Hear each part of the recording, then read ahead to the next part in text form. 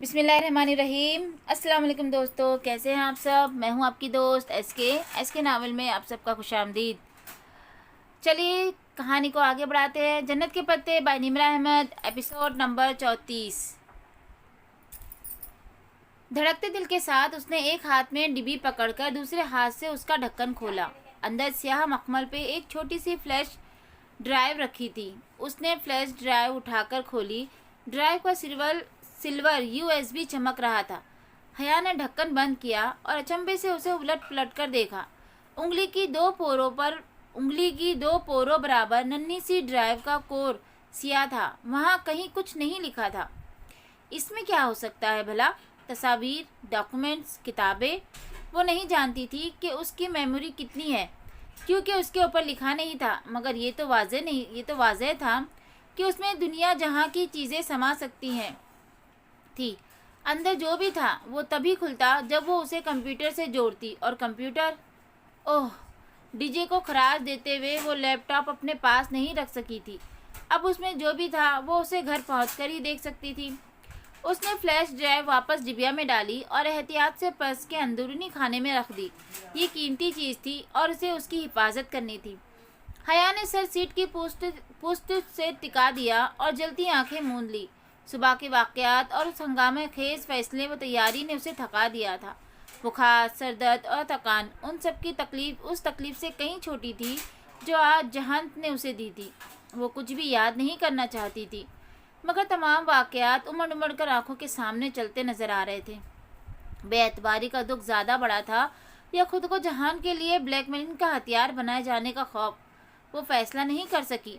अलबत्ता एक बात तय थी, अगर इन पिछले 5 माह में उसने कुछ फैसले सही किए थे तो पाकिस्तान वापस जाने का फैसला उनमें से एक था। अपने घर, बाप और भाई के तहफ़्फ़ुज़ से बढ़कर कुछ नहीं होता। उसे तुर्की अब भी पसंद था, मगर तुर्की के कुछ लोगों से उसे अब खौफ आने लगा था। बस बहुत हो गए एडवेंचर्स। उसने हार मान ली। वो जहान को कुछ कहने का मौका दिए बगैर चली आई थी, मगर वो जानती थी कि सही यही था। उसको संभलने और सोचने के लिए वक्त चाहिए था। जहान के लिए भी शायद ये दुरुस्त था। अब कम से कम पाशा उसे हया की वजह से ब्लैकमेल नहीं कर सकेगा। जहान सिकंदर से शदीद नाराज़गी के बावजूद लाशऊरी तौर पर भी उसने उसका अच्छा ही सोचा था। फजर के करीब वो इस्लामाबाद पहुंची। अब्बा को आने से मना कर दिया था, सो उसकी ताकीद के मुताबिक उन्होंने ड्राइवर भेज दिया था। सरदर्द, बुखार और बोझल दिल, वो गोली लेकर सोई तो जोहर के करीब उठी। इतना बड़ा सरप्राइज उसे हाथों से बाल लपेटते हुए लॉन्च में आते देखकर फातिमा ने मुस्कुराकर कहा। सुबह वो सो रही थी और उनकी मुलाकात अब हो रही थी। अम्मा, वो आगे बढ़कर उनके गले लग गई। घर, तहफ़्फ़ुज़, अमान, उसके आंसू उमड़ उमड़ कर आ रहे थे। सबीन परेशान हो रही थी कि इतनी अचानक हया क्यों चली आई। अपने बेटे से पूछना था ना।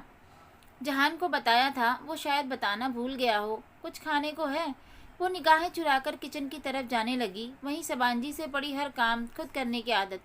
फातिमा ने हाथ पकड़कर वापस बिठाया। आराम से बैठो, नूर बानो खाना लगा रही है। फिर ज़रा चौकी।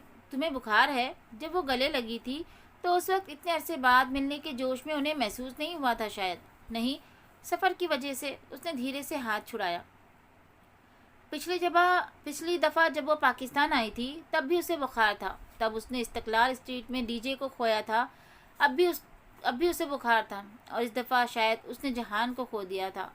उसी जगह इस्तकलाल स्ट्रीट में, आज़ादी की गली जिससे वो कभी अपनी ज़िंदगी आज़ाद नहीं कर सकती थी। शाम में जब वो असर पढ़कर जाए नमाज तय कर रही थी तो लाउंज की चौखट पर ताया फुरकान ने हौले से दस्तक दी। वो चौंक कर मुड़ी, फिर मुस्कुरा दी। ताया अब्बा। वो आगे बढ़कर उनसे मिली। अरे, ये तुर्की वाले कहाँ से आ गए? उन्हें जैसे उसका नमाज के अंदाज में लिया दुपट्टा बहुत अच्छा लगा था। बस एग्ज़ाम ख़त्म हो गए थे, आखिरी महीना तुर्की घूमने के लिए था। मैंने सोचा इसमें पाकिस्तान आ जाती हूँ, फिर जुलाई में क्लियरेंस करवाने चली जाऊँगी। उसने रसान से वजाहत दी जो अब बहुत सी जगहों पर देनी थी। ये तो बहुत अच्छा किया। अब्बा किधर है तुम्हारे? कुछ काम था। पता नहीं, ऑफिस में होंगे, घर पे तो नहीं है। अच्छा, मैं कॉल कर लेता हूँ। वो कहकर मुड़ने लगे तो वो जाए नमाज रखकर उनके साथ ही चली आई ताकि सबसे मिल ले। साइमा ताई अपने मखसूस मुस्कुराते अंदाज से मिली। ईरम कमरे में थी। उसे देखकर ज़रा हैरान हुई। खैर, अच्छा किया, अब कम से कम तुम मेरी मंगनी तो अटेंड कर ही लोगी। तल्ख मुस्कुराहट के साथ वो बोली, मगर उसे खुशगवार सी हैरत हुई। تمہاری منگنی کب؟ 1 ڈیڑھ ہفتے تک ہے. ان کے کچھ رشتے دار باہر سے آئے ہوئے ہیں. ان کی روانگی سے پہلے ہی فنکشن ہوگا. ارم بہت ناخوش لگ رہی تھی. وہ زیادہ دیر اس کے پاس بیٹھ نہیں سکی اور باہر آ گئی. سونیا کچن میں تھی. اسے اپنی فطری خوشی خوش خلق انداز میں ملی. بیٹھنے کر کہا مگر وہ بیٹھنا نہیں چاہتی تھی. پاکستان اور خاندان والے وہی پرانی زندگی لوٹ آئی تھی. ترکی کے 4 ماہ کسی سست رنگے بلبلے کی طرح ہوا میں تحلیل ہو گئے. اسٹڈی روم کی کھڑکی کے سامنے کھڑا وہ نیچے نظر آتی گلی کو دیکھ رہا تھا. پتھریلی سڑک بگی سیاح کو لیے جا رہی تھی. ادالار کی سب سے شاہانہ سواری. مگر اسے کچھ بھی اچھا نہیں لگ رہا تھا. کھلے دروازے سے عائشہ اندر آئی. اس کے ہاتھ میں پرچ پیالی تھی. ہلکی سی آواز کے ساتھ اس نے اسٹڈی ٹیبل پہ پیالی رکھی. عبدالرحمن تمہاری کافی. عبدالرحمن نے ذرا سی گردن موڑ کر اسے دیکھا. عائشہ اسے ہی دیکھ رہی تھی. روئی روئی سبز آنکھیں. اس کے دیکھنے پہ اس نے نگاہیں جھکا دی. اس کا مطلب تھا آنے سے مطلع کر چکی تھی اور وہ دکھی تھی. میں امید کرتا ہوں تم میرے ساتھ تعاون کرو گی. وہ اپنے ازلی خشک انداز میں کہتے ہوئے کھڑکی سے باہر دیکھ رہا تھا. آنے کو اپنا بیٹا واپس مل رہا ہے. اس سے زیادہ بڑی خوشی ان کو کبھی نہیں مل سکتی. تم ان ماں بیٹے کے فیصلے میں ان کا ساتھ نہ دے کر ان کی خوشی ختم کر دو گی. مگر میں جانتا ہوں کہ تم ایسا نہیں کرو گی. عائشہ نے بھیگی پلکیں اٹھا کر اسے دیکھا. میں جانتی ہوں کہ مجھے اور بہارے کو وہیں رہنا ہے جہاں آنے کو رہنا ہے. اگر وہ ادالار نہیں آ سکتا اور یہ ضروری ہے کہ ہم سب یہاں سے چلے جائیں تو میں رکاوٹ نہیں ہوں گی. میں نے پیکنگ شروع کر دی ہے. وہ لمحے بھر کو رکی. کیا واقعی سب ایسا ہی ہوگا جیسا تم کہہ رہے تھے؟ کیا واقعی باہر جا کر وہ ہمارے ساتھ ہی رہے گا؟ ہاں، اور تم جانتی ہو میں تمہیں دھوکہ نہیں دے سکتا. وہ اب بھی کھڑکی سے باہر ہی دیکھ رہا تھا. ٹھیک ہے، میں بہارے کو سمجھا دوں گی. وہ کوئی مسئلہ نہیں کرے گی. ہم اتنی ہی خاموشی سے ترکی چلے جائیں گے جتنی خاموشی سے تم چاہتے ہو. شور، کیا اب تم مجھے اکیلا چھوڑ سکتی ہو؟ عائشہ سر ہلا کر پلٹ گئی. عبدالرحمن نے گردن موڑ کر اسے جاتے دیکھا اور پھر دیکھتا رہ گیا یہاں تک کہ وہ کوریڈور کے سرے سے آگے غائب ہو گئی. پھر اس نے گہری سانس لی اور بولا بہارے گل، کیا تم میز کے نیچے سے نکلنا پسند کرو گی؟ اور اسٹڈی ٹیبل تلے بیٹھی کان لگا کر باتیں سنتی بہارے گل نے بے اختیار زبان دانتوں تلے دبائی. اللہ اللہ، وہ ہر بار کیوں پکڑی جاتی تھی؟ جب وہ دونوں باتیں کر رہے تھے تب وہ خاموشی سے دبے قدموں آئی تھی اور میز تلے چھپ گئی تھی. زمین تک لٹکتے میز پوش نے چاروں اطراف سے اسے ڈھانپ دیا تھا. مگر عبدالرحمن پھر بھی جان گیا تھا. بہارے گل، وہ ذرا سختی سے بولا تو وہ رینگتی ہوئی باہر نکلی. اسے اپنے طرف دیکھتے پا کر وہ معصومیت سے مسکراتے ہوئے کپڑے جھاڑتی اٹھی. کیا کر رہی تھی تم؟ وہ شرمندہ سی مسکراہٹ کے ساتھ ہاتھ باندھے خاموشی سے اس کے سامنے آ کھڑی ہوئی. کچھ بولو گی نہیں؟ بہارے نے نفی میں سر ہلایا. کیوں؟ کیونکہ بہارے گل چپ زیادہ اچھی لگتی ہے. عبدالرحمن سر جھٹک کر واپس کھڑکی کی طرف مڑ گیا اور باہر دیکھنے لگا. وہ جیسے کچھ سوچ رہا تھا یا شاید پریشان تھا. میں ادھر بیٹھ جاؤں؟ بہارے نے اسٹڈی ٹیبل کی ریوالونگ چیئر جس کے ساتھ ہی عبدالرحمن کھڑا تھا کی طرف اشارہ کیا. اس نے دھیرے سے گردن اثبات میں ہلائی. وہ بڑی سی کرسی پہ بیٹھ گئی اور میز کی سطح پر اپنے دونوں ہاتھ رکھے. جب حیا ادھر تھی تو وہ یہیں بیٹھ کر اپنے پزل باکس پہ غور کرتی تھی. وہ چونکا. وہ چلی گئی ہے؟ بہارے نے سر اٹھا کر اسے دیکھا. اس کی بڑی بڑی بھوری آنکھوں میں حیرت پنہا تھی. کہاں؟ اپنے ملک واپس. مگر کیوں؟ اس نے بتایا بھی نہیں. میرا نیکلس بھی نہیں خریدا. میں اسے فون کروں؟ نہیں، بالکل نہیں، وہ سختی سے بولا. تو بہارے کرسی سے اٹھتے اٹھتے ٹھہر گئی. اور اب تم مجھ سے کوئی رابطہ نہیں رکھو گی، سمجھی؟ میں نے کیا کیا ہے؟ اس کے چہرے پہ اداسی اتر آئی. وہ انہیں سخت تنبیہ بھری نگاہوں سے اسے دیکھ رہا تھا. بس کہہ دیا تو کہہ دیا. چند لمحے دونوں کے درمیان خاموشی چھائی رہی. پھر وہ جیسے ڈرتے ڈرتے آہستہ سے بولی کیا ہم کہیں جا رہے ہیں؟ نہیں، میں نے کچھ نہیں سنا. میں تو بس دیکھ رہی تھی کہ تمہاری میز نیچے سے کیسی لگتی ہے. بس تھوڑا سا خود بخود سنائی دیا تھا. وہ جلدی سے وضاحت کرنے لگی. تمہارا خود بخود سمجھتا ہوں میں اچھی طرح. اسے گھور کر واپس باہر دیکھنے لگا. بہارے کی سمجھ میں نہیں آیا اس کا موڈ کس بات پہ خراب تھا. عبدالرحمن، بہارے میری بات غور سے سنو. بعض دفعہ انسان کو اپنا گھر، شہر، ملک سب چھوڑنا پڑتا ہے. قربانی دینی پڑتی ہے. میں تم سے ایک قربانی مانگ رہا ہوں. میں تمہارے انکل کو واپس لے آیا ہوں. وہ اب تمہارے ساتھ رہے گا، مگر اس کی مجبوری ہے کہ وہ ادالار میں نہیں رہ سکتا، اس لیے اس نے ایک دوسرے ملک میں تم سب کے رہنے کا انتظام کیا ہے۔ وہ ادھر ہی ہے اور تمہارے عائشے اور آنے کے لیے گھر سیٹ کروا رہا ہے۔ اسی ہفتے تم لوگ ادھر چلے جاؤ گے، اور پلیز نہ رو گی نہ ہی شور ڈالو گی، نہ تم مجھے تنگ کرو گی، تم ادالار چھوڑ دو گی اور میرے خلاف جانے کی ضد نہیں کرو گی، سمجھی؟ وہ باہر دیکھتے ہوئے بے لچک سرد انداز میں کہتا، بہارے کا چہرہ بجھتا چلا گیا۔ یہ رہا تمہارا پاسپورٹ۔ اس نے کوٹ کے اندرونی جیب سے ایک ننھی سی کتاب نکال کر بہارے کو تھمائی۔ بہارے نے بے دلی سے اسے کھولا۔ اندر اس کی تصویر لگی ہوئی تھی۔ ہم یہاں کیوں نہیں رہ سکتے؟ سوال نہیں کرو گی تم، سنا تم نے؟ بہارے کا سر مزید جھک گیا۔ وہ پسمردگی سے پاسپورٹ کے صفحے پلٹ رہی تھی۔ ایک جگہ وہ ٹھہر سی گئی۔ وہ نہ پاسپورٹ کے رنگ کو دیکھ رہی تھی، نہ ہی دوسری تفصیلات کو۔ وہ صرف ان 2 حروف کو پڑھ رہی تھی جو وہاں نمایاں کر کے لکھے گئے تھے۔ حنا کریم۔ عبدالرحمن، غلطی ہو گئی ہے، میرا نام غلط لکھا ہے۔ حنا کریم؟ یہ تو میرا نام نہیں۔ وہ حیرت اور الجھن سے نفی میں سر ہلانے لگی۔ اب یہی تمہارا نام ہے؟ بہارے حیرت زدہ رہ گئی۔ کبھی وہ اس پاسپورٹ کو دیکھتی تو کبھی عبدالرحمن کے بے تاثر چہرے کو۔ اسے کچھ سمجھ نہیں آ رہا تھا۔ اور ایک آخری بات، اس کی طرف مڑا اور سابقہ میں بولا، میں تمہارے ساتھ نہیں جاؤں گا۔ سفید محل، ادارار، ترکی، اپنا نام، شناخت، بہار گل، ہر چیز چھوڑ سکتی تھی، مگر اس آخری بات نے تو اس کی سانس ہی روک دی تھی۔ وہ ٹکر ٹکر عبدالرحمن کا چہرہ دیکھنے لگی۔ تم ہمارے ساتھ نہیں رہو گے؟ نہیں، اور تم کوئی رونا نہیں ڈالو گی۔ مگر تم ہمیں ایسے نہیں چھوڑ سکتے، تمہیں میری ضرورت ہے۔ اس کی آنکھیں بھیگ گئی۔ او کم آن، مجھے تمہاری بالکل بھی ضرورت نہیں ہے، وہ برہمی سے کہتے ہوئے مڑا اور باہر نکل گیا۔ بہارے کو اپنے اندر سے ایک آواز آئی تھی، جیسے مرمرا کے پانی میں پتھر پھینکنے کی ہوتی ہے، جیسے دل ٹوٹنے کی ہوتی ہے۔ آنسو لڑیوں کی صورت اس کے رخساروں پہ گرنے لگے۔ عبدالرحمن کو اس کی ضرورت تھی، تبھی تو اس نے اس سے وعدہ لیا تھا کہ اگر وہ مر گیا تو بہارے اسے جنازہ دے گی اور اس کا ساتھ کبھی نہیں چھوڑے گی، چاہے پورا ترکی اسے چھوڑ دے۔ بہار گل اسے کبھی نہیں چھوڑے گی۔ اس نے اپنے کمر سے بندھے گلابی پرس کو کھولا اور پاسپورٹ اس میں ڈال دیا۔ پھر وہ کرسی سے اتری اور دبے قدموں میز کے نیچے چلی آئی۔ چاروں طرف سے گرتے میز پوش نے اسے ڈھک دیا۔ وہ لکڑی کی ٹانگ سے سر ٹکائے بیٹھی ہولے ہولے سسکنے لگی۔ وہ سب کچھ چھوڑ سکتی تھی، مگر عبدالرحمن کو نہیں۔ پھر اب کیوں؟ آنسو اس کی گردن سے پھسلتے ہوئے فراک کی کالر میں جذب ہو رہے تھے۔ اس نے دیکھنا چاہا کہ نیچے سے میز کیسی لگتی ہے، مگر وہ اسے دھندلی ہی دکھائی دی، بھیگی آنسوؤں سے لدی۔ عبدالرحمن نے باہر نکلتے ہوئے جب آخری دفعہ گردن موڑ کر دیکھا تو بہارے اسے کرسی پہ سنسی بیٹھی بے آواز روتی دکھائی دی تھی۔ وہ اس سے زیادہ نہیں دیکھ سکتا تھا تو تیزی سے باہر آ گیا۔ پچھلے باغیچے میں وہ عائشے کی ورک ٹیبل کی کرسی کھینچ کر بیٹھا اور یوں ہی آسمان کو دیکھنے لگا۔ اس کا اپنا دل بھی بہت دکھی تھا۔ ان دونوں بہنوں کو اس کی وجہ سے اتنی تکلیف اٹھانی پڑے گی، اس نے کبھی نہیں چاہا تھا، مگر وہ جانتا تھا کہ وہی اس سب کا ذمہ دار ہے۔ اس کی اور اس کے کاموں کی وجہ سے یہ سب ہوا تھا، مگر پھر بھی وہ بے قصور تھا۔ بہارے سے سختی اور سرد مہری سے بات کر کے اپنے تئیں اس نے ان کی روانگی آسان بنانے کی کوشش کی تھی۔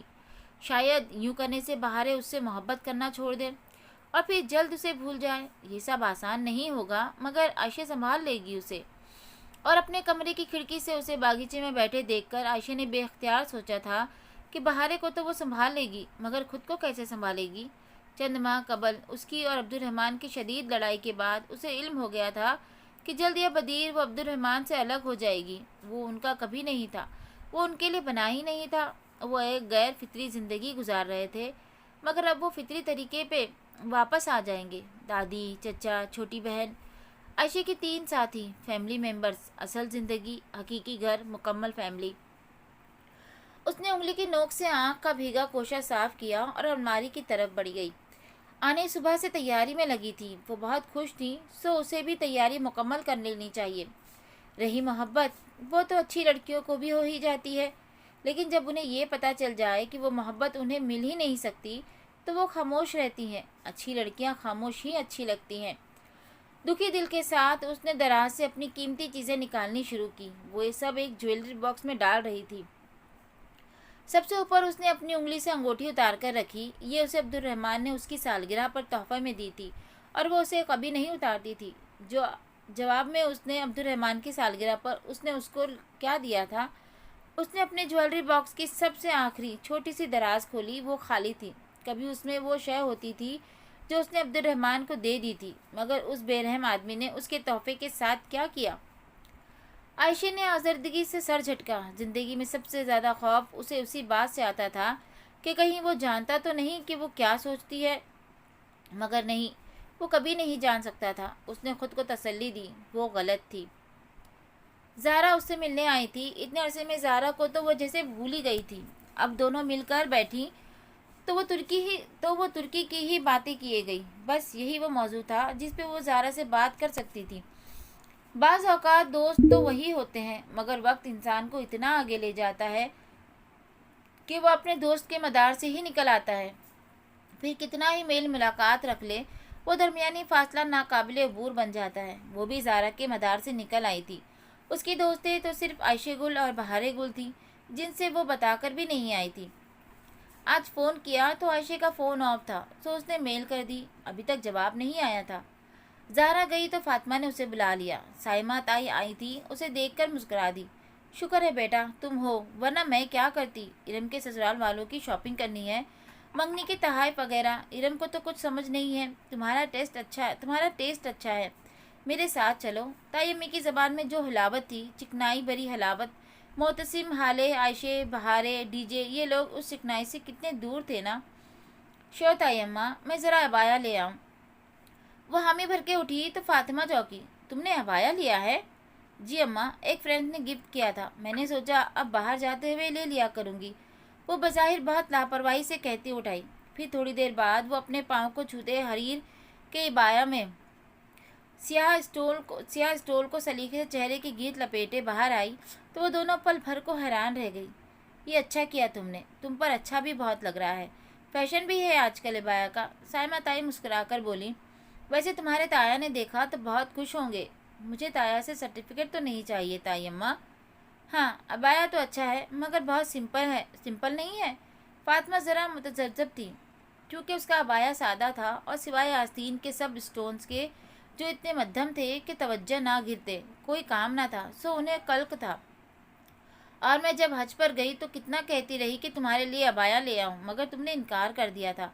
फातिमा 3-4 साल पुरानी बात दोहराने लगी। वो इसलिए इसरार करती रही थी कि उनकी भाभी जो उनके साथ हज पर थी, अपनी बेटियों के लिए कीमती और कामदार अबाया ले आई थी।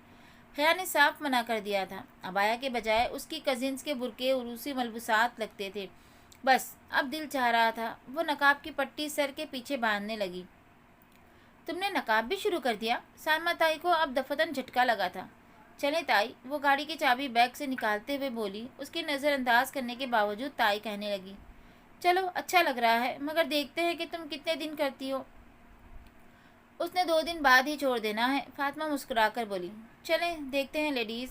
वो शाने उचकाकर कहती बाहर निकल आई। इस्तंबुल बिला शक व शुबा एक खूबसूरत और शानदार किस्म का शहर था। वो मानती थी, मगर जो भी हो, पाकिस्तान पाकिस्तान था। अपने मुल्क का कोई मुकाबला नहीं होता। बहुत अरसे बाद वो इस्लामाबाद की सड़कें, दरख्त और मार्केट देख रही थी। ताई को पूरा 15 फिराकर वो दोनों शाम ढले वापस आई तो अब्बा और ताया फुरकान लॉन में ही बैठे थे। हया शॉपर्स उठाई चलती हुई आई तो ताया ज़रा सीधे हुए। शायद उन्हें लगा कोई मेहमान है। मैं हूँ ताया। उसने सर के पीछे बंदी पट्टी उतारकर चेहरा से नकाब अलहदा किया तो वो दोनों वाकई हैरत ज़रा रह गए। तुमने कब से बुर्का लेना शुरू कर दिया? तुर्की में शुरू किया था और बस ऐसे ही लेना शुरू कर दिया था। वो बहुत आम से अंदाज में अपने बुर्के की बात बता रही थी ताकि कोई मजाक ना उड़ा पाए। मगर साइमा ताई किसी और ही मूड में थी। वो वहीं खड़े खड़े हया के बुर्के की तारीफ़ें करने लगी। अब्बा आप मुस्कुरा रहे थे, उन्हें कोई ख़ास फ़र्क नहीं पड़ता था। अलबत्ता ताया अब्बा बहुत खुश हुए थे। हम आज हया से कह रहे थे कि देखते हैं तुम कितने दिन बुर्का करती हो। नहीं, इंशाअल्लाह मेरी बेटी कायम रहेगी। ताया अब्बा की बात पर वो फीका सा मुस्कुराई और अंदर चली गई। बुर्का ही था, इतना क्यों डिस्कस करने लगे थे सब? उसे अच्छा नहीं लगा था, मगर शायद वो भी हक बजानिब थे। वो पहले उसके बरक्स लिबास पहनती थी, सो उनकी हैरानी बजा थी। खैर जो भी है, अबाया उतार कर लटकाने तक वो उन तमाम सोचों से छुटकारा पा चुकी थी। अब उसे वो काम करना था जिसके लिए वो सारा दिन मार्केट में मुस्तरब रही थी। कल उसे याद ही नहीं रहा था, थकावट ही इतनी थी, वो आज मौका नहीं मिला। मगर अब मज़ीद इंतज़ार नहीं। उसने लैपटॉप ऑन करके बेड पर रखा और पर्स से वो मखमली डिब्बी निकाली। वो जब भी उसे खोलती दिल अजीब तरह से धड़कता था। पता नहीं क्या होगा उसमें। उसने फ्लैश ड्राइव का प्लग लैपटॉप में लगाया। रोशन स्क्रीन पर एक चौखट्टा उभरा। उस पे एक मुख्तसर सा पैगाम था जिसका लब्बे लबाब ये था कि इस फाइल पे पासवर्ड था और पासवर्ड दर्ज करने के लिए एक ही कोशिश की जा सकती थी। सही पासवर्ड दर्ज किया तो फाइल खुल जाएगी, गलत दर्ज किया तो फाइल खुद को खुद ही ख़त्म कर देगी। यानी वो कभी नहीं जान सकेगी कि इसमें क्या था। पैगाम चंद लम्हों बाद ही गायब हो गया। अब स्क्रीन पर एक खाली चौखट्टा चमक रहा था जिसमें 8 खाने बने थे, किसी 8 हुर्फी लफ्ज़ के या किसी 8 हिंसों के अदद के। एक तल्ख मुस्कुराहट उसके लबों पे उभरी। उसे एक नई पहेली देखकर बिल्कुल गुस्सा नहीं चढ़ा। मेजर अहमद ने इसे चैलेंज किया था और उसे अब ये चैलेंज जीत कर दिखाना था। कहीं ना कहीं उसे पासवर्ड मिल ही जाएगा और फिर वो उसे खोल लेगी। उसने फाइल को आगे पीछे हर तरह से खोलने की कोशिश की, मगर उसका प्रोग्राम खासा पेचीदा था। उसे कुछ समझ नहीं आ रहा था। वैसे ये अजीब बात थी कि इस दफ़ा अहमद ने पहली नहीं दी थी। ये पहली दफ़ा हुआ था, वरना वह पहली हमेशा साथ ही देता था। अब वो पासवर्ड कैसे ढूंढे? खैर कोई ना कोई हल निकल ही आएगा, वो उम्मीद थी। तुर्की से वापस आने के बाद आज उसने फ़ोन ऑन किया था। अपनी पुरानी सिम वो निकलवा चुकी थी। अभी 2 घंटे ही गुजरे थे कि उसका फ़ोन बजने लगा। वो जो लैपटॉप पे अपनी और डीजे की तस्वीर देख रही थी, चौंक कर सीधी हुई। जलती बुझती स्क्रीन पर चमकते अल्फाज देखकर एक गहरी सांस उसके लबों से खारिज हुई। खबर मिल गई आपको मेजर साहब? फ़ोन कान से लगाते हुए बोली। मिल तो गई, मगर मैं काफ़ी हैरान रह गया। आप वापस क्यों आ गई? वही नरमी, धीमा, शाइस्ता अंदाज जो जैसे उसके अंदाज पे मुस्कुराया था। हैरत है, आपको पहली दफ़ा पूरी बात का इल्म नहीं हुआ? लगता है आप बहुत गुस्से में हैं। क्या हुआ है? पता नहीं, वो बेजार सी बोली। पहली बार उसे शायद एहसास हुआ कि वो मेजर अहमद से बात नहीं करना चाहती। आपकी आवाज़ काफ़ी बोझल लग रही है, परेशान भी है और उदास भी। अगर आप वजह नहीं बताएंगी तो मैं इसरार नहीं करूँगा। बस इतना बताएं, आप ठीक तो है? वही फ़िक्रमंद अंदाज। वो क्यों करता था उसकी इतनी फ़िक्र? जी मैं ठीक हूँ और कुछ नहीं हुआ। अगर इसे नहीं मालूम था तो वो खुद अपने शौहर की किसी कमज़ोरी उसे आगाह नहीं करेगी। वो बताती भी तो क्या कि उसने अब्दुल रहमान के साथ देखा है जहान को। और वो उनकी बातें, उन सारी बातों को अजसर नो याद करते हुए वो ठहर सी गई। अब्दुल रहमान ने उसे टेक्स्ट करके बुलाया था। जब वो पेंट्री की खिड़की के करीब पहुंची तो उसे वहाँ पाशा का चेहरा सामने दिखाई दे रहा था। हो सकता है उसने आते ही उसे देख लिया हो सकता है वो जानबूझकर ये सब कह रहा हो ताकि वो बददिल हो जाए और जहान को छोड़ दे। हो सकता है उसने हया को सेटअप किया हो। आखिर उसने जहान की तरफ कहानी तो नहीं सुनी थी। अभी पूरा महीना अभी पूरा महीना हायल था उसकी और जहान की मुलाकात में। तब तक वो चौंकी, फिर सर झटका। ये जो आपकी फ्लैश ड्राइव पे पासवर्ड है, उसे खोलकर कोई और पजल भी निकलेगा क्या? नहीं, ये आखिरी लॉक है। फिर मेरी अमानत आप देख लेंगी। और इसका पासवर्ड क्या है? वो तो आप जैसी ज़हीन खातून को चंद मिनट में ही मिल जाएगा। अच्छा, आप तंज कर रहे हैं? वो बेख्तियार हंसी। नहीं, सच कह रहा हूँ, बहुत ही आसान है। मुझे यकीन है कि आप मेरे पजल का आखिरी टुकड़ा भी जोड़ लेंगी। ठीक है, अगर मुझे आपकी मज़ीद ज़रूरत नहीं है तो फिर आप आइंदा मुझे कॉल मत कीजिएगा। मैं मज़ीद आपसे कोई ताल्लुक़ नहीं रखना चाहती। उसका लहजा बहुत खुश्क हो गया था। चंद सानिये वो कुछ कह नहीं पाया। मगर आपके शौहर को तो इल्म है। फिर मुझे आपको कुछ बताना है हया। उसकी आवाज़ में दुख था। मैं बगैर किसी ज़रूरत के आपसे बात नहीं करना चाहती और अब मुझे ज़रूरत नहीं रही, इसलिए आइंदा मैं आपकी कॉल अटेंड नहीं करूँगी। खुदा हाफिज़। किसी लंबी बहस से बचने के लिए उसने खुद कॉल बंद कर दी। अहमद ने फ़ौरन दोबारा कॉल की। उसने नहीं उठाई। अब उसे अहमद की मज़ीद कॉल नहीं उठानी थी। कल को कोई ऊंच नीच हुई तो सबसे पहले उसका हिजाब बदनाम होगा। वो जानती थी कि अब उसे बहुत मोहतात रहने की ज़रूरत है। उसने मोबाइल तकिए पे डाल दिया। अहमद से कता ताल्लुक़ करके उसे कोई अफसोस नहीं हुआ था। उसके लिए कभी भी कुछ नहीं रहा था। वो मुतमईन थी। उस शाम वो किचन में खड़ी सलाद तैयार कर रही थी। फातिमा भी साथ ही काम में मसरूफ थी।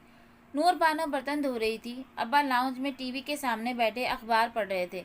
वो ज़रा बुलंद आवाज़ में उन तीनों अफराद की मसरूफियात से बेनियाज उनको तुर्की की बातें सुना रही थी। जब अपने अंदर की उदासी, जहान की खामोशी और यादों से तंग आ जाती तो इसी तरह बोलने लग जाती, और आजकल तो उसकी हर बात तुर्की से शुरू होकर तुर्की पे ख़त्म होती थी। सफ़रनामा इस्तंबुल, ये वो मौजू था जिससे घर वाले अब बोर हो चुके थे, मगर वहाँ परवाह किसे थी। अपने घर में ये सहूलत थी कि कोई मर्द मुलाजिम ना था। ताया फुरकान का कुक जफ़र बहुत ही कम इधर आया करता था। उनका ख़ानदान वैसे भी रिवायती था। ताया की तरबियत थी कि रोहिल नहीं है तो उनके बेटों को उधर नहीं आना, और ख़ुद बहुत कम सिवाय किसी काम के इधर नहीं आते थे। सो वो अपने घर में आज़ादी से घूम फिर सकती थी। पता है नूर बानो, वहाँ टॉप किप्पी पैलेस के पीछे वाले रेस्टोरेंट में क्या मिलता था? अब नूर बानो के फरिश्तों को भी नहीं पता था कि टॉप किप्पी पैलेस किस जगह का नाम है। वो बेचारगी से नफ़ी में सरी लाई गई, मगर वहाँ जवाब का इंतज़ार कौन कर रहा था? वो कटिंग बोर्ड पे सब्जियाँ खटखट काटती बोलते चली जा रही थी। वहाँ एक मशरूब मिलता था, ईरान नाम का, बिल्कुल लस्सी की तरह था, इतना मज़ेदार कि जिसकी कोई हद नहीं। मैं रेसिपी लाई हूँ, कभी मिलकर बनाएंगे। लाउंज में रखा लैंडलाइन फ़ोन बजने लगा तो अब्बा ने हाथ बढ़ाकर रिसीवर उठाया। हया ने गर्दन उठाकर उनको देखा। लाउंज और किचन की दरमियानी दीवार ऊपर से आधी खुली हुई थी, सो वो उनको बआसानी देख सकती थी। हाँ सबीन, कैसी हो? वो अब मुस्कुराकर बात करने लगे थे। उसका दिल जोर से धड़का। लम्हे भर को उसे टॉप किप्पी और ईरान भूल गया। वो बिल्कुल चुप सी हो गई, ज़रा सुस्त रवि से हाथ चलाने लगी। समात उधर ही लगी थी। क्या? कब? अब्बा के तासरात बदले। वो एकदम सीधे होकर बैठे। उसने छुरी गाजर में लगी छोड़ दी और परेशानी से अब्बा को देखा। कहीं कुछ गलत था? इन्ना लिल्लाहि व इन्ना इलैहि राजिऊन, बहुत दुख से कह रहे थे। फातिमा भी जैसे घबरा कर बाहर आ गई। तब तक अब्बा फ़ोन रख चुके थे। क्या हुआ? फातिमा परेशानी से पूछ रही थी। हया उसी तरह मुजस्समा बने खड़ी सांस रोके उनको देख रही थी। सिकंदर का इंतकाल हो गया है। अब्बा के अल्फाज ने पूरे लाउंज को सकते में डाल दिया। मलाल भरे सकते में हैरत, शौक, दुख, वो मिली जुली सी कैफियत में घिरी खड़ी रही थी। वो लोग 1-2 रोज़ में बॉडी लेकर आ रहे हैं, मैं फुरकान भाई को बता दूं। अब्बा तासिफ से कहते फ़ोन उठाकर नंबर मिलाने लगे। एक लम्हा, बस एक लम्हा इंसान से उसकी शनाख्त छीनकर उसे बॉडी बना देता है। उसके अंदर कहीं बहुत से आंसू गिरे थे। बेख्तियार उसे डीजे याद आई थी। सुलेमान साहब के बंगले पे फौतगी वाले घर की सौगवारियत छाई थी। लॉन में कनात लगाकर मर्दों के बैठने का इंतज़ाम किया गया था, जबकि वो ख़ातीन अंदर लाउंज में थी, जहाँ फर्नीचर हटाकर चांदनियाँ बिछा दी गई थी। दरमियान में खजूर की कटलियों का ढेर था। रिश्तेदार ख़वातीन सादा हुलियों में थी, मगर आबिदा चच्ची, शहरी और सना बिल्कुल सफ़ेद नए लिबास पहन कर आई थी। पता नहीं ये रिवाज कहाँ से चल निकले थे। उसने अलबत्ता चॉकलेटी रंग की लंबी कमीज़ चूड़ीदार के साथ पहन रखी थी। हमरंग दुपट्टा ठीक से सर पर लिए गुटलियाँ पढ़ते वो लाशौरी तौर पर ऐसी जगह बैठी थी जहाँ से खिड़की के बाहर लॉन साफ नजर आता था, मगर बाहर वालों को अंदर नजर नहीं आता था कि दोपहर का वक्त था और खिड़कियों के शीशे बाहर से रिफ्लेक्ट करते थे। लॉन में खानदान के मर्द जमा थे। अब्बा, ताया और कुछ कजिन्स अलबत्ता नहीं थे। वो लोग फूफू और मैयत को लेने एयरपोर्ट गए थे। आज 3 रोज़ बाद सिकंदर अंकल की बॉडी क्लियरेंस हासिल करके अपने मुल्क लाई जा रही थी, और वो सिर्फ ये सोच रही थी कि वो जहान का सामना कैसे करेगी। खैर खिफ़त उसे होनी चाहिए, ना कि हया को। वही कसूरवार था, वही पाशा का साथी था, और इतनी मजबूत तो वो थी ही कि अपने तासरात चेहरे पर नहीं आने देगी। जो भी होगा देखा जाएगा। उसके बावजूद जब बाहर शोर सा मचा और वो लोग पहुंच गए तो उसका दिल इतनी ज़ोर से धड़कने लगा कि वो खुद हैरत ज़दा रह गई। इतने बरस बाद फूफू आई थी, वो भी ताबूत के साथ। लाउंज के दरवाजे पर ख्वातीन उनसे मिलते हुए रो रही थी। ऊंचा बैन, बुलंद सिसकियाँ। वो दूर दराज की रिश्तेदार औरतें जो हर शादी में सबकी तरफ से गाती और हर फौतगी में सबकी तरफ से रोती थी, सबसे आगे थी। फूफू बहुत निढाल लग रही थी, भीगी आंखों के साथ फातिमा से मिल रही थी। वो सभी खड़े हो चुके थे। लड़के ताबूत अंदर ला रहे थे। हया ज़रा एक तरफ हो गई और दुपट्टे का पल्लू ज़रा तिरछा करके चेहरे पे डाल के हाथ से पकड़ लिया। दुपट्टा पेशानी से काफ़ी आगे था और यूं तिरछा करके डालने से गाल, होठ, नाक सब छुप गया था। ये उसका एक गैर महसूस सा नकाब था। अब अगर वो नकाब करती ही थी तो मुनाफिकत कैसी कि बाहर के मर्दों से करे اور کزن سے نہ کرے. ایک فیصلہ کیا ہے تو اسے صحیح سے نبھائے بھی. مرد باہر چلے گئے تو وہ آگے بڑھ کر پھپھو کے گلے لگی. حیا تم کہاں چلی گئی تھی؟ جہان بہت اپسیٹ تھا. بے آواز آنسو بہاتی پھپھو اسے الگ ہو کر آہستہ سے بولی تھی. وہ سخت شرمندہ ہوئی تھی. کیا تھا اگر پھپھو کو ایک فون ہی کر لیتی. اس نے جواب نہیں دیا. جواب تھا بھی نہیں. پھر جب وہ اپنی جگہ پر آ کر بیٹھی تو نگاہ کھڑکی پہ پھسل گئی. باہر لگے مجموعے میں وہ جہان کو کھوجنے لگی اور پھر ایک دم چونکی. اس نے بہت سی باتیں سوچی تھی. جہان اتنا غیر متوقع تھا کہ اسے کچھ بعید نہیں تھا کہ اس کے ساتھ کیسا رویہ رکھے گا. مگر جو جہان نے کیا وہ سوچ بھی نہیں سکتی تھی. جہان سکندر پاکستان آیا ہی نہیں تھا. جہان نہیں آیا چچی. فرق پتہ نہیں کب اندر آیا تھا اور قریب ہی کھڑا فاطمہ کو بتا رہا تھا. پھوپھو بتا رہی تھی کہ وہ کاموں میں پھنسا ہوا ہے. فرق بتا کر آگے بڑھ گیا. فاطمہ تو فاطمہ وہ خود بھی شتردر رہ گئی.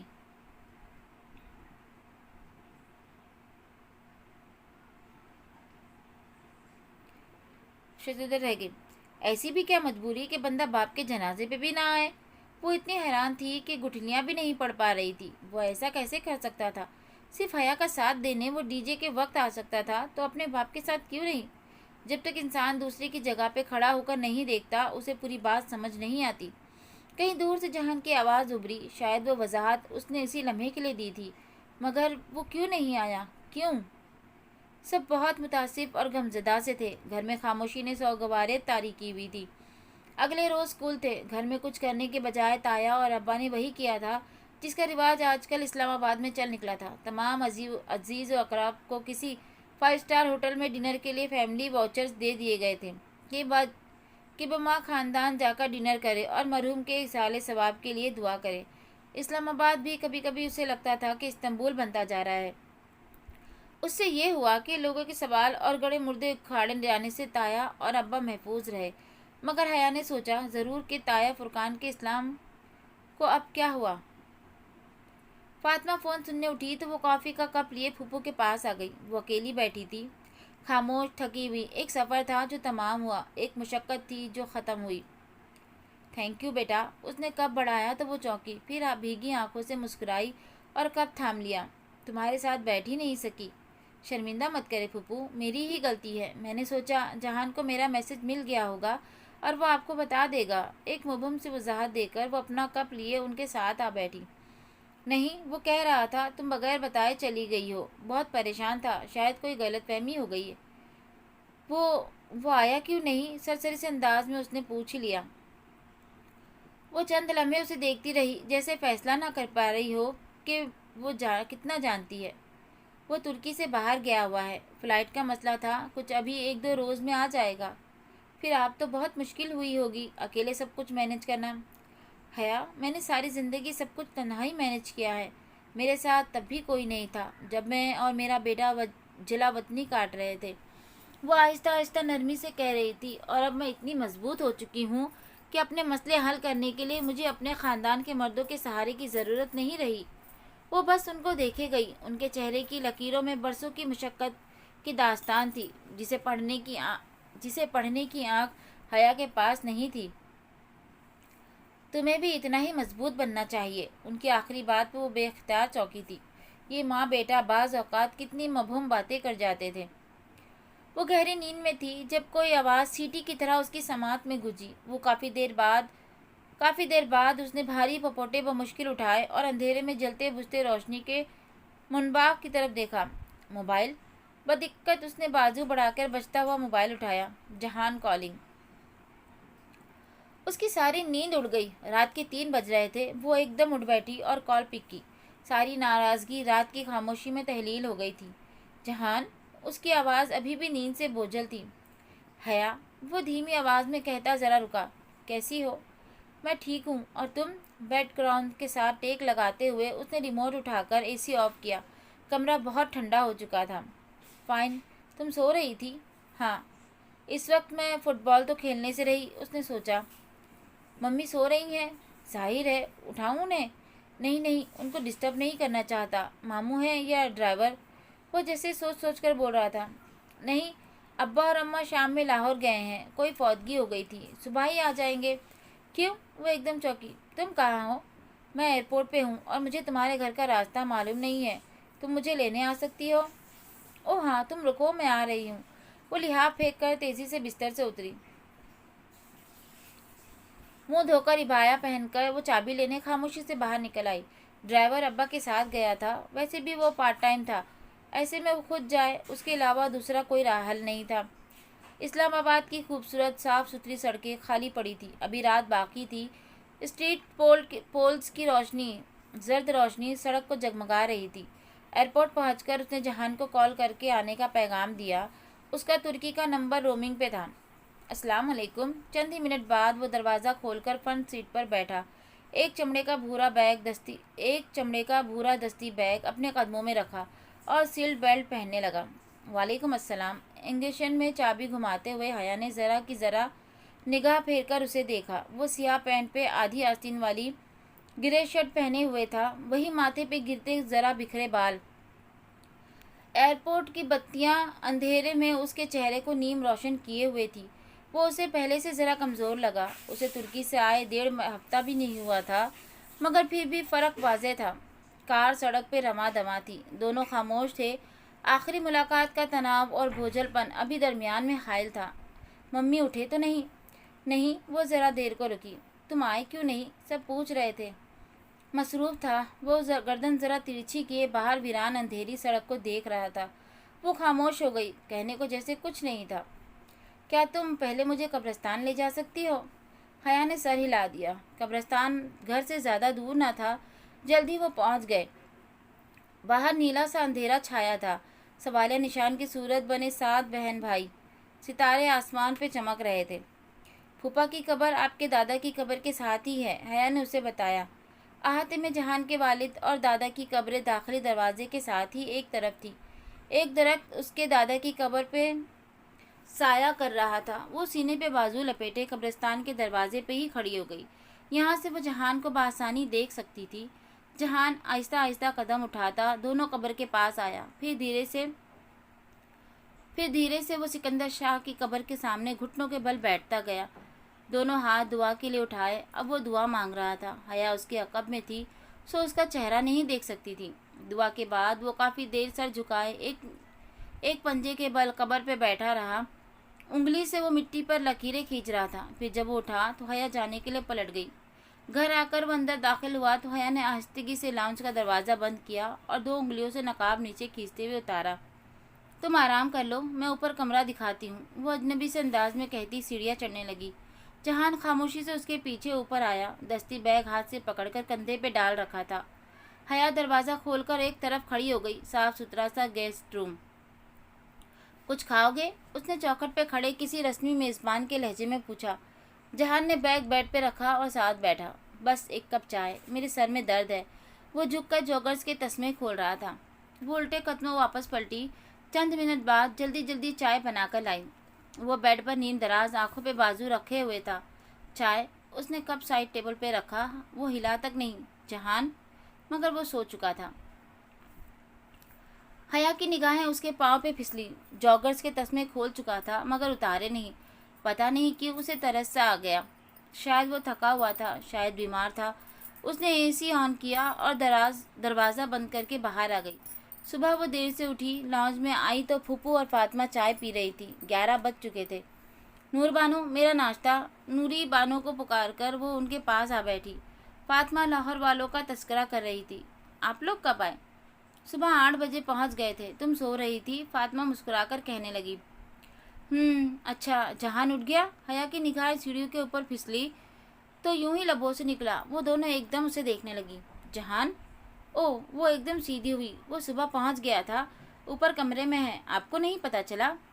नहीं, वो आ गया। सबिन सिकंदर के चेहरे पे एकदम चमक सी उभरी, खुशगवारियत सी हैरत। वो बाप के जनाजे के तीसरे दिन पहुंच रहा है मगर इधर कोई नाराज़गी नहीं। जी मैं देखती हूँ। वो खुद ही उठाई। ऊपर उसे कमरे का दरवाज़ा खोला तो यख बस्ता हो चुका था। एसी तब का ऑन था। उसने जल्दी से एसी बंद किया और पंखा चला दिया। जहान उसी हालत में जूतों समेत लेटा था, आंखों पर बाजू रखे। वो शायद नींद में भी किसी को अपनी आंखें नहीं पड़ने देता था। तपाई पे धरी चाय पुरानी और ठंडी हो चुकी थी। सोचा उठा ले, फिर ख्याल आया कि रहने दे। اس کو پتا تو چلے کہ وہ اس کے لیے چائے لے کر آئی تھی۔ وہ دوپہر کے کھانے تک بھی نہیں اٹھا۔ پھوپھو اس کو ڈسٹرب نہیں کرنا چاہتی تھی، سو اس کے اٹھنے کا انتظار کر رہی تھی۔ سہ پہر میں زارا آ گئی۔ موسم اچھا تھا، دونوں نے شاپنگ پلان کر لی، مگر جب وہ عبایا پہن کر باہر آئی تو پھر سے ایکشن ریپلے شروع ہو گیا۔ تم نے کب سے عبایا لینا شروع کر دیا؟ وہی حیرت، سوال، تشویش۔ ایک لمبا اور جامع سا جواب دے کر بھی اسے لگا کہ زارا غیر مطمئن ہے اور غیر آرام دہ بھی۔ شاپنگ کرتے، جوتے دیکھتے، کپڑے نکلواتے اور پھر آخر میں راحت بیکرز کے سامنے پارکنگ لاٹ میں بیٹھے اسکوپ کا سلس پیتے ہوئے زارا بار بار ایک غیر آرام دہ نگاہ اس پہ ڈالتی، جو پورے اعتماد سے عبایا اور نقاب میں بیٹھی سلس پی رہی تھی۔ یار چہرے سے تو اتار دو۔ زارا میرا نہ دم گھٹ رہا ہے نہ ہی مرنے لگی ہوں، میں بالکل کمفرٹیبل بیٹھی ہوں، اگر تم نہیں ہو تو بتاؤ، وہ ایک دم بہت سنجیدہ سے کہنے لگی۔ وہ حیا سلیمان تھی، وہ عائشہ گل کی طرح ہر بات نرمی سے کہہ جانے والی نہیں تھی۔ جب وہ اپنے زمانہ جاہلیت کے لباس پر کسی کو بولنے کا موقع نہیں دیتی تھی تو اب نقاب پر کیوں کسی کو بولنے دے؟ صرف حجابی لڑکی صبر کیوں کرے؟ اس کی رائے میں بہت زیادہ چپ رہنے کو بھی کمزوری سمجھا جاتا تھا۔ نہیں، میں تو تمہارے لیے ہی کہہ رہی تھی۔ زارا ذرا بوکھلا گئی تھی۔ وہ سر جھٹک کر شلس پینے لگی۔ باہر پارکنگ لاٹ میں چند ماہ پہلے کے مناظر اب بھی رقم تھے۔ ڈالی اسے سب سے پہلے اسی جگہ پہ ملا تھا۔ میجر احمد یعنی پنکی سے مل کر اسے جو الجھن ہوتی تھی کہ وہ پنکی کیسے بنا، اب وہ ختم ہو گئی تھی۔ وہ تو اس کی جاب کا حصہ تھا، پتہ نہیں وہ یہ بات پہلے کیوں نہیں سمجھ سکی تھی۔ وہ واپس آئی تو دل ذرا بوجھل تھا۔ زارا اور اس کا مدار اب مختلف ہو گیا تھا۔ پتہ نہیں ڈی جے اگر ہوتی تو کیسا رد عمل دیتی۔ اب اجنبی کا ٹیگ جو پیشانی پہ لگ گیا تھا۔ لاؤنج میں سب بڑے بیٹھے تھے، تایا، تائی، ابا، اماں، پھپھو اور سامنے ایک صوفے پہ بیٹھا سنجیدہ سا جہان، وہی صبح والے کپڑے، مگر بال گیلے تھے، شاید ابھی فریش ہو کر نیچے آیا تھا۔ وہ سلام کر کے اپنے کمرے کی طرف بڑھ گئی۔ دروازے پر پہنچ کر اسے لگا کہ وہ اسے دیکھ رہا ہے۔ اس نے بے اختیار پلٹ کر دیکھا۔ جہان تایا فرقان کی طرف متوجہ تھا، وہ اسے نہیں دیکھ رہا تھا۔ وہ سر جھٹک کر اندر آ گئی۔ دوبارہ اس کی جہان سے ملاقات رات کے کھانے پر ہوئی تھی۔ وہ ذرا دیر سے ڈائننگ ٹیبل پر پہنچا۔ ابا مرکزی کرسی پہ تھے، حیا فاطمہ کے ساتھ ایک طرف تھی۔ جہان نے جو کرسی کھینچی وہ حیا کے مد مقابل تھی، مگر وہ اسے نظر انداز کر رہی تھی۔ وہ بھی یہی کر رہا تھا، بلکہ وہ تو شاید ہمیشہ سے یہی کرتا آیا تھا۔ کتنی چھٹی ہے تمہاری؟ ابا کھانے کے دوران پوچھنے لگے۔ وہ سر جھکائے کانٹے سے سلاد کا ٹکڑا اتارتے ہوئے بولا، کچھ کنفرم نہیں ہے۔ چھٹی کیسی؟ اپنا ریسٹورینٹ ہے اس کا، بلکہ پاشا کا۔ اس نے تلخی سے سوچا، 1-1.5 ہفتہ تو ہوں، پھر شاید چلا جاؤں، ممی کو یہیں اپارٹمنٹ لے دوں گا۔ حیا نے چوک کر سر اٹھایا۔ پھپھو آپ اب یہیں رہیں گی؟ اس کے چہرے پہ خوشگواری حیرت امڑ آئی تھی۔ سبین پھپھو نے ہلکی سی مسکراہٹ کے ساتھ سر اس بات میں ہلا دیا۔ صرف سکندر کے لیے وہاں تھی، اب ادھر رہنے کا جواز نہیں ہے تو جہان آپ بھی یہیں شفٹ ہو جاؤ۔ فاطمہ نے ذرا دبے دبے سے جوش سے کہتے ہوئے ایک نظر سلیمان صاحب کو دیکھا۔ وہ بھی ذرا امید سے جہان کو دیکھنے لگے۔ وہی بیٹی کو اپنے قریب رکھنے کی خواہش، اور اپارٹمنٹ کی کیا ضرورت ہے، یہی گھر ہے سبین کا۔ جہان ہلکا سا مسکرایا، وہ پورے دن میں پہلی دفعہ مسکرایا تھا۔ رہنے دے مامی، میرے نصیب میں پاکستان میں رہنا لکھا ہی نہیں ہے۔ اس کی آواز میں کچھ تھا کہ حیا ہاتھ روک کر اسے دیکھنے لگی۔ وہ سر جھکائے کھانا کھا رہا تھا، مگر چہرے پہ وہی مسکراہٹ، وہی چمک تھی جو وہ کبھی کبھی اس کے چہرے پہ دیکھا کرتی تھی، خاص موقعوں پہ، خاص باتوں پہ۔ خیر، کبھی وہ اس کی وجہ بھی جان ہی لے گی۔ وہ دھیرے سے سر جھٹک کر کھانا کھانے لگی۔ صبح فجر پڑھ کر سونے کی بجائے وہ اوپر آ گئی۔ جہان کے کمرے کے سامنے سے گزرتے ہوئے ایک نظر اس نے بند دروازے پہ ضرور ڈالی تھی۔ کچھ چیزیں کرنے سے انسان خود کو کبھی روک نہیں پاتا۔ چھت پہ ہر طرف لہلاتے گملوں کی سرحد بنی تھی۔ ابا کا شوق منڈیر وہاں سے کافی اونچی تھی۔ منڈیر کے ساتھ ہی کین کا ایک جھولا رکھا تھا۔ اس خوبصورت صبح میں وہ جھولے پہ آ بیٹھی اور گردن موڑ کر منڈیر کے سوراخ سے باہر دیکھا۔ منڈیر اس کے سر سے اونچی تھی، مگر ڈیزائن کے طور پر بنے بڑے بڑے سوراخوں سے نیچے کالونی اور سڑک صاف نظر آتی تھی۔ وہ یوں ہی ترچھی ہو کر بیٹھی کالونی پہ اتری صبح دیکھے گئی۔ ہر سو خاموشی اور تازگی تھی۔ کبھی کبھی پرندوں کے بولنے کی آواز آ جاتی یا پھر کسی کے بھاگنے کی۔ وہ ذرا چوکی۔ دور سڑک پہ کوئی بھاگتا آ رہا تھا، ٹریک سوٹ میں ملبوس جاگنگ کرتا شخص، اسے ایک لمحہ لگا تھا پہچاننے میں، جہان۔ وہ حیران ہوئی تھی، وہ کب اٹھا، کب گھر سے نکلا، معلوم نہیں۔ وہ اسے دیکھتی رہی۔ جہان اب گھر کے سامنے سے گزر کر مخالف سمت دوڑتا جا رہا تھا۔ وہ گردن پوری موڑ کر اس کو دیکھے گئی۔ چند قدم دور وہ رکا اور چھٹک کر پیچھے سڑک کو دیکھا، جیسے اسے محسوس ہوا ہو کہ کوئی اسے دیکھ رہا ہے، مگر وہ سڑک پر ہی دیکھ رہا تھا، اوپر نہیں۔ وہ جلدی سے جھولے پر سے اٹھی اور اندر دوڑ گئی۔ وہ پھر سے پکڑے نہیں جانا چاہتی تھی۔ سبز ٹیولپس، پھولوں کی مارکیٹ اور وہ دکاندار، اسے سب یاد تھا۔ جب جہان نے اس کے کمرے کا دروازہ کھٹکھٹایا تو وہ کتابیں کھولے بیٹھی تھی، دستک پہ چونکی اور پھر اٹھ کر دروازہ کھولا۔ اسے سامنے کھڑے دیکھ کر دل عجیب سی متضاد کیفیات کا شکار ہونے لگا۔ حیا، کیا تم فارغ ہو؟ وہ بہت دوستانہ انداز میں پوچھ رہا تھا۔ ہاں، کیوں؟ اس نے دروازہ ذرا زیادہ کھول دیا تاکہ وہ بستر پر پھیلی اس کی کتابیں دیکھ کر جان لے کہ وہ ہرگز بھی فارغ نہیں ہے۔ اوکے، تم فارغ ہی ہو، ٹھیک۔ اس نے سمجھ کر سر ہلایا۔ یعنی تم میرے ساتھ مارکیٹ چل سکتی ہو؟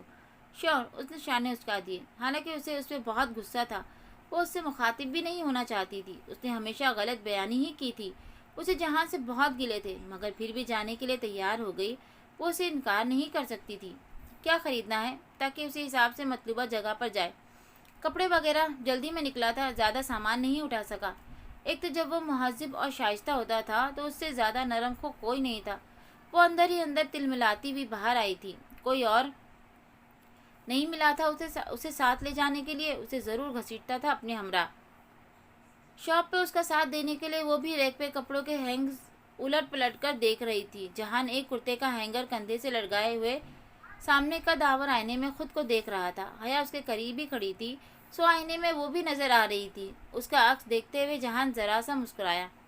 تم نے وہ کارٹون دیکھے ہیں، نینجا ٹریلرز؟ وہ مسکراہٹ دبائے سنجیدگی سے پوچھنے لگا تو اس نے سادگی سے سر اس بات میں ہلا دیا۔ ہاں تو، وہ جواب دیے بنا بے ساختہ امڑ آتی مسکراہٹ دباتے ہوئے ہینگرز پکڑے پلٹ گیا۔ چند لمحے وہ الجھی کھڑی رہی، سمجھ نہیں آیا کہ وہ کیا کہنا چاہتا تھا۔ پھر کا داور آئینے میں اپنا عکس دیکھا تو فوراً سمجھ گئی۔ غصے کا شدید ابال اس کے اندر اٹھا تھا۔ بمشکل ضبط کرتے ہوئے اس نے نگاہوں سے جہان کو تلاشا۔ وہ وہی کرتا لیے کاؤنٹر کی طرف جا رہا تھا۔ وہ بدتمیز انسان اس کے نقاب کو نینجا ٹرٹلز کی آنکھوں کی پٹی سے تشبیہ دے رہا تھا۔ اس کا موڈ واپسی کا سارا راستہ آف رہا، مگر وہاں پرواہ کسے تھی؟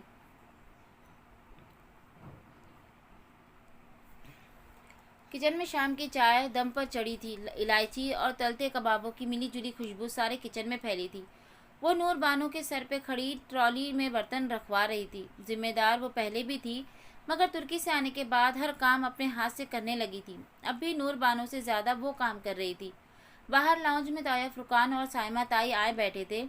اماں، ابا، پھپھو اور جہان بھی وہیں تھے۔ کام کرتے ہوئے مسلسل اسے احساس ہوتا رہا کہ جہان اسے دیکھ رہا ہے، مگر جب وہ رک کر گردن موڑ کر دیکھتی تو وہ کسی اور جانب دیکھ رہا ہوتا۔ جہان کے ساتھ ایک ہی گھر میں وہ 2 دفعہ رہی تھی۔ ایک جب ڈی جے کی بار وہ اکٹھے پاکستان آئے تھے، تب اسے اپنے غم سے وقت نہ ملا تھا۔ دوسرا جب اپنی منگنی کی رات وہ پھپھو کے گھر رک گئی تھی، اور تب جہان کو اپنی فون کال کے انتظار سے وقت نہ ملا تھا۔ یوں اب نارمل حالات میں پہلی دفعہ وہ ایک چھت تلے تھے، اور اب اسے احساس ہوا تھا کہ وہ بہت بے زر، خاموش اور دھیما سا انسان تھا۔ یہ اس کا ایٹیٹیوڈ نہیں، فطرت تھی۔ اس کے پاس سے گزرتے ہوئے وہ سلام کر لیتا، حال احوال پوچھتا اور بس۔ ہاں، گھر میں فارغ رہ کر وہ اکتا جاتا تو نور بانو کے ساتھ کچن میں کبھی برتن دھونے لگ جاتا تو کبھی اسے سبزیاں کاٹ کر دیتا۔ نور بانو بیچاری ہک دھک رہ جاتی۔ اگر باہر جاتا تو صبح جاگنگ۔ اسے پہلی دفعہ معلوم ہوا تھا کہ وہ جاگنگ، واک، ورزش، ان چیزوں کا بہت خیال رکھتا تھا۔ پھر جب گھر میں بہت بور ہو گیا تو ایک دفعہ فاطمہ کے کہنے پہ حیا اسے باہر لے گئی، مگر وہ اتنا تنگ کر دینے والا تھا، یہاں سے مڑ جاؤ، وہاں لے جاؤ، نہیں لیفٹ سے کیوں مڑ رہی ہو، رائٹ سے مڑو۔ کیونکہ میں رائٹ ہینڈ ڈرائیو کر رہی ہوں جہان۔ اب اس نے اپنی گاڑی کی چابی جہان کو دے دی تھی۔ جہان، جہاں جانا ہے خود چلے جاؤ، جیسے تاثرات کے ساتھ۔ اس کے پاس انٹرنیشنل لائسنس تھا، تو مسئلہ نہیں تھا۔ اب وہ کبھی بھی باہر نکل جاتا۔ گھر کے قریب اس نے جم بھی ڈھونڈ لیا تھا۔ جہان کے ساتھ رہنے میں ایک مسئلہ تھا، وہ اتنی خاموشی سے بنا چاپ پیدا کیے گھر میں داخل ہوتا کہ پتہ ہی نہ چلتا، اور وہ آپ کے پیچھے کھڑا ہوتا تھا۔ اب آتے جاتے چند ایک رسمی باتوں کے علاوہ ان کی بات نہ ہو پاتی۔ چاندی کے مجسمے یا تو چٹک چکے تھے یا بالکل پتھر کے ہو چکے تھے۔ آج بھی وہ اسے دیکھ رہا تھا مگر وہ اسے پکڑ نہ پائی تھی۔ وہ کچھ کہتا کیوں نہیں ہے؟ اسے الجھن ہوتی۔ وہ اسے بے اعتبار قرار دے کر چھوڑ آئی تھی۔ وہ گلہ کیوں نہیں کرتا؟ صفائی نہ دے مگر شکایت تو کرے۔ لیکن وہاں ازلی خاموشی تھی۔ وہ ٹرالی دھکیلتی لاؤنج میں لائی۔ دوپٹہ شانوں پہ پھیلا کر اس نے لمبے بالوں کو سمیٹ کر کندھے پہ آگے کو ڈالا ہوا تھا۔ واقعی دل تو نہیں کرتا۔ سکندر بھائی کو گئے ہفتہ بھی نہیں ہوا مگر وہ لوگ سمجھتے ہی نہیں۔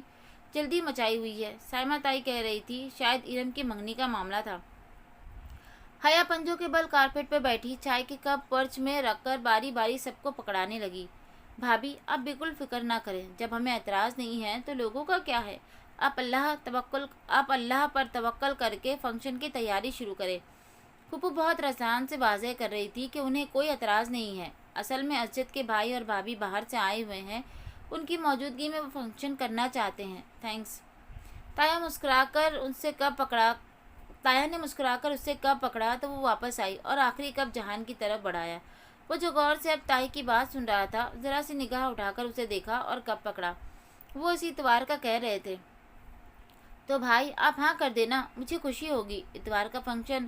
حیا نے سوچا کہ کیا پہنے گی۔ وہ چائے سے فارغ ہو کر کمرے میں آئی اور الماری کھول کر کپڑے الٹ پلٹ کرنے لگی۔ کوئی سلیو لیس تھا، کسی کی آستین شیپون کی تھی، کسی کا دوپٹہ باریک تھا۔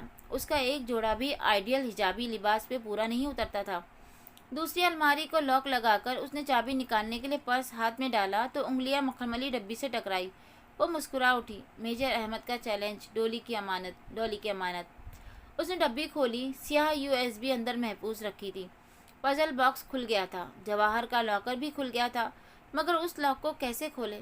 آخری لاک اس کی تو پہلی بھی نہیں تھی مگر پہلی ہونی چاہیے تھی۔ میجر احمد نے پہلی کے بغیر کبھی کوئی پزل اسے نہیں دیا تھا۔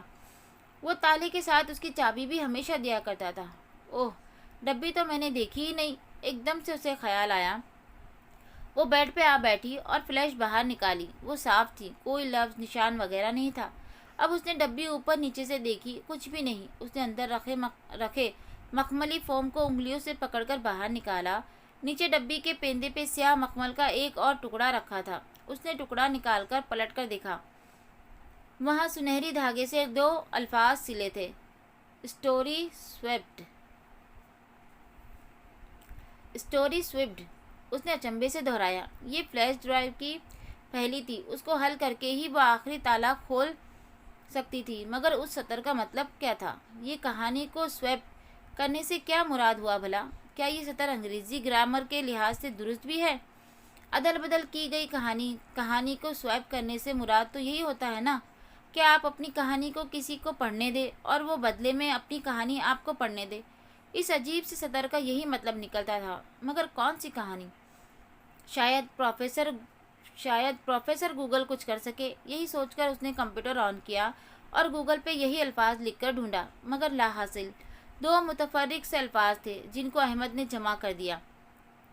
یہ کل 12 حروف تھے، سو پاس ورڈ نہیں ہو سکتے تھے مگر پاس ورڈ انہی میں چھپا ہوا تھا۔ رات سونے سے پہلے تک وہ انہی 2 الفاظ کو سوچتی رہی مگر کسی بھی نتیجے پہ پہنچنے سے قبل ہی نیند آ گئی۔ ارم کی منگنی کا فنکشن تایا فرقان کے لاؤن میں منعقد کیا گیا تھا۔ فنکشن خواتین کا تھا، مردوں کا انتظام باہر تھا مگر تیار ہوتے وقت وہ جانتی تھی کہ یہ فنکشن بھی اتنا ہی سی گریڈڈ ہوگا جتنا داور بھائی کی مہندی کا فنکشن تھا، برائے نام زنانہ حصہ، جہاں ویٹرز، مووی میکرز، لڑکے کزن سب آ جا رہے ہوں گے۔ پتہ نہیں پھر بیچارے باقی مردوں کو علیحدہ کیوں بٹھایا جاتا تھا، یا پھر ایسی شادیوں کو سی گریڈڈ کہنے کی منافقت کیوں تھی؟ سوسائٹی کے معیارات جن پہ کوئی انگلی نہیں اٹھا سکتا تھا۔ اس نے اپنی 22 سالہ زندگی میں کبھی کوئی مکمل سی گریڈڈ شادی نہیں دیکھی تھی۔ تایا کی سختی تھی کہ منگنی پہ دلہا نہیں آئے گا، انگوٹھی ساس پہنائے گی مگر جو خاندان کے لڑکے کام کے بہانے چکر لگا رہے ہوں گے ان پر کوئی پابندی نہیں ہوگی۔ باہر وہ عبایا لیتی تھی، اصولاً اسے ادھر بھی عبایا لینا چاہیے تھا مگر منگنی کا فنکشن برائے نام ہی صحیح تھا تو سی گریڈڈ لڑکے وغیرہ تھے مگر وہ ذرا دور تھے۔ وہ مکمل طور پر مکسڈ گیدرنگ نہیں تھی۔ عبایا کا مقصد زینت چھپانا اور چہرہ چھپانا ہی تھا تو وہ یہ کام اپنے لباس سے بھی کر سکتی تھی۔ سو اس نے عبایا نہیں لیا مگر لباس کا انتخاب عبایا کے متبادل اور متعارف کے طور پر کیا۔ कच्चे सेब के रंग का सब्ज पाव को छूता फ्रॉक, नीचे ट्राउजर और कलाई तक आती आस्तीन। ये एक मशहूर ब्रांड का जोड़ा था और उसके साथ नेट का दुपट्टा था। सो उसने अलग से बड़ा सा दुपट्टा बनवा लिया था। कच्चे सेब के रंग का यूं गले का काम दुपट्टे में छुप गया। चेहरे के गिर्द भी दुपट्टा यूं लपेटा कि वो पेशानी से काफ़ी आगे था। कान भी छुप गए थे।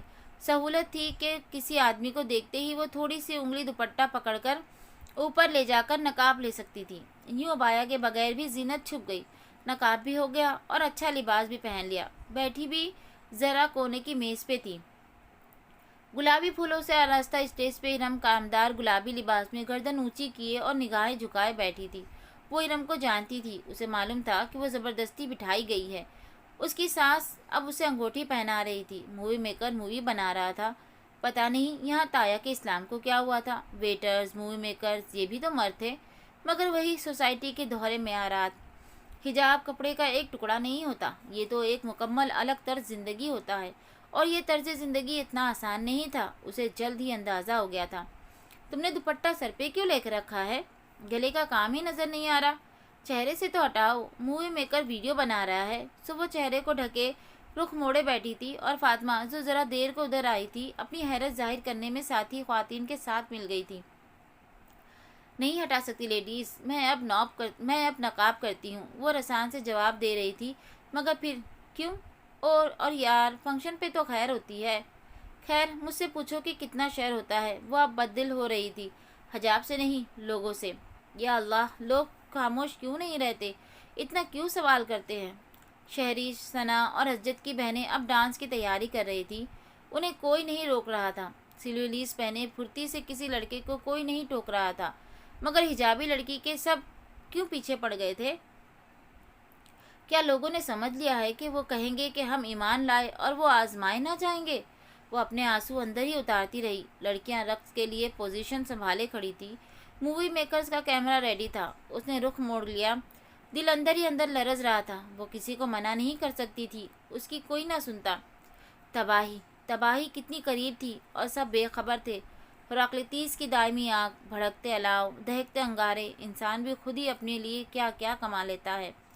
और यादें भी कितनी अजीब होती हैं। जब बंदा अंधेरे से नूर में आता है तो हर शय समझ में आने लगती है। उसे याद आ रहा था शरिया एंड लॉ के दूसरे सेमेस्टर में उसूलुद्दीन डिपार्टमेंट के ही एक प्रोफेसर डॉक्टर अब्दुल बारी ने यूं ही एक किस्सा सुनाया था। उसे वो किस्सा आज पूरी जज़ायात के साथ याद आ रहा था। मेरी बेटी की जब शादी होने लगी तो मैंने उसे मना किया कि बेटा मूवी और फ़ोटो सेशन वगैरह मत करवाना, मगर वो मुझसे बहुत खफा हुई।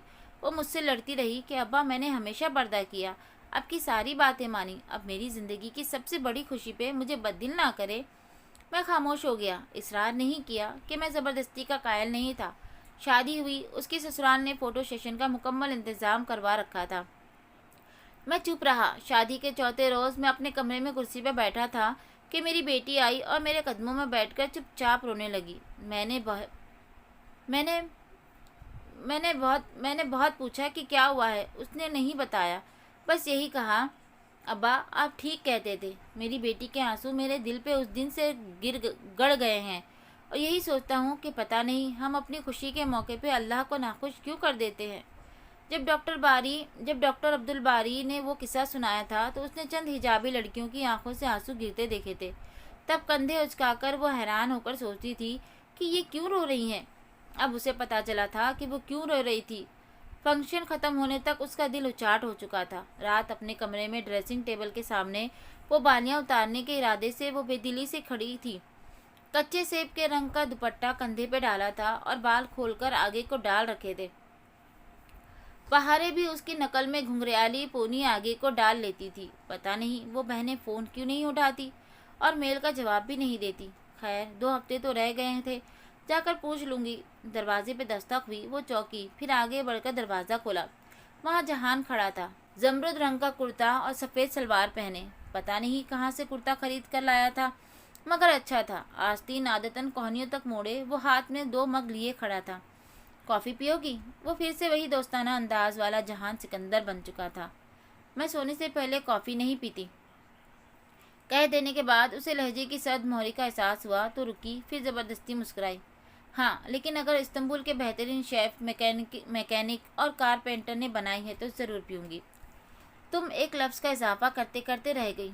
क्रिमिनल। वो मुस्कुराया तो हया की मुस्कुराहट गायब हो गई। क्या मुझे इस लफ्ज़ का इजाफा करना चाहिए? हम इस बारे में बात कर सकते हैं। 2 हफ्ते बाद उसे बिलाखिर उसके मुतालिक बात करने का ख्याल आ ही गया था। ठीक है, छत पे चलते हैं। उसने कानों से बालियां नहीं उतारी जिनमें मोती पिरोए थे, जहान के मोती। वो सच नहीं बोलता था तो उसके मोती कैसे निकल आए? वो उन 2 हफ्तों में ये सोचती रही। ना महसूस तौर पे भी वो अब्दुर्रहमान पाशा से मुतफिक थी कि वो सच्चे मोती ही थे, मगर जहान को तो याद भी नहीं होगा कि ये वो मोती हैं। छत पे अंधेरा था। दूर नीचे कॉलोनी की बत्तियां जल रही थी। वो दोनों मुंडेर के साथ लगे झूले पे आ बैठे। हल्का हल्का हिलता झूला उनके बैठने से बिल्कुल थम गया। हया ने काफ़ी का मग लबों से लगाया। अच्छी बनी है। आखिर इस्तांबुल के बेहतरीन शेफ, मैकेनिक और कारपेंटर ने बनाई है। ओह तुमने भी क्रिमिनल का इजाफा नहीं किया, क्योंकि मैं क्रिमिनल हूँ भी नहीं। क्या तुम्हें मेरा एतबार है? हाँ। उसने सोचने का वक्त भी नहीं लिया। सामने दीवार पे अब्बा के गमलों से ऊपर उन दोनों के साए गिर रहे थे। पौधों की टहनियों से ऊपर वो अजीब सी हैबत बना रहे थे। ठीक है, फिर तुम बताओ कि तुम उस शख्स को कैसे जानती हो जो उस रोज़ मेरे साथ था? अब्दुर्रहमान पाशा, उम्मतुल उम्मतुल उम्मतुल अल्लाह हबीब पाशा का बेटा। उसने आने का पूरा नाम लिया। वो ज़रा चौंक कर उसे देखने लगा। हाँ, तुम कैसे? लंबी कहानी है, सुनोगे? उसने बेनियाजी से शानों को जुम्बिश देकर पूछा। वो सामने दीवार पे ही देख रही थी। उसने दूसरे साए को इस बात में सर हिलाते देखा तो कहना शुरू हुई। अपने साए के हिलते लब दिखाई नहीं देते थे, ना ही कान में पड़ी बालियों के मोती की चमक। अगर दिखाई दे रही थी तो वो परेशानी, अजियत और इज़्तिराब जिसे पिछले 5 माह से अपने दिल में छुपाए हुए थी, जिसका एक हिस्सा उसने डीजे के साथ बांटा भी था और अब उसने पूरा ही बांट दिया। सबांजी की तरफ से मेल मौसूल होने वाली रात जब पहली दफ़ा फूल आए थे और उससे लेकर उस रोज़ के वाक़ये तक उसने सब कह सुनाया। वो बिल्कुल खामोशी से सुनता रहा। अगर बोला तो सिर्फ उस वक्त जब उसने इस्तक़लाल जदीसी में पाशा के चेहरे पे काफ़ी उलटने का वाक़या बताया। अच्छा, तुमने पाशा बे के ऊपर काफ़ी उलट दी? वो जैसे बहुत महफूज हुआ था। हाँ, तुम उसे पाशा बे क्यों कहते हो? उसे सब पाशा बे कहते हैं, मिस्टर पाशा। शौक़ है खुद को मिस्टर कहलवाने का। कॉफ़ी के मग खाली होकर ज़मीन पे पड़े थे। दीवार पे साए वैसे ही चिपके बैठे थे।